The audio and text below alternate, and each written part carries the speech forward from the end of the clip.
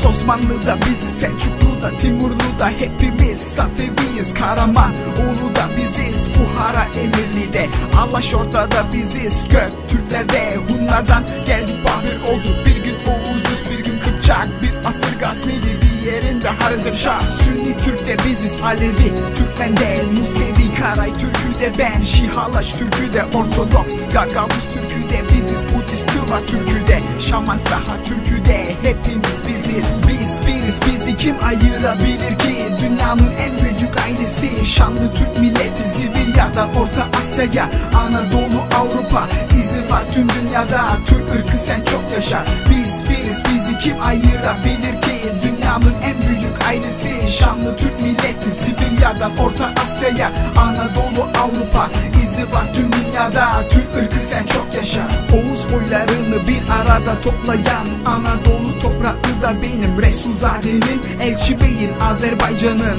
üç renkli bayrağı da benim, Haray haray Türkemen, Türkmenem diye seslenen, Kerkük, Musul, Tebriz de benim, Kıbrıs, Balkanlar, Batı Trakya, her yerde izlerim. Bekle bizi ahiska, geri geleceğiz, toprağı vermeyiz biz hiç kimseye.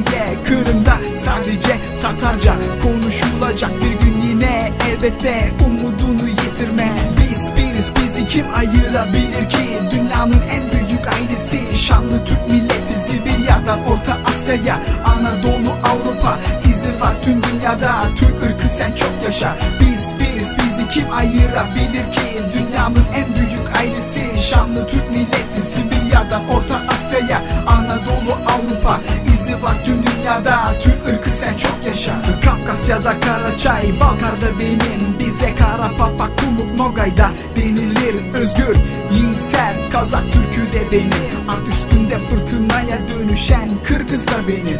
Büyük baş bu Timur'a başkentlik yapan, Türkistan'ı aydınlatan Özbek Türkü de benim. Orta Asya'daki Oğuzların torunu, Türkmenistan'ın ta kendisiyim, Türk medeniyetinin kurucusu Uygur Türkü de benim. Hazara, Başkurt, Çuvaş, Karakalpak hepsi de benim. Biz biriz, bizi kim ayırabilir ki? Dünyanın en büyük ailesi, şanlı Türk milleti, Sibirya'dan Orta Asya'ya, Anadolu Avrupa, izi var tüm dünyada, Türk ırkı sen çok yaşa. Biz biriz, bizi kim ayırabilir ki? Dünyanın en büyük ailesi, şanlı Türk milleti, Sibirya'dan Orta Asya'ya, Anadolu Avrupa, izi var tüm dünyada, Türk ırkı sen çok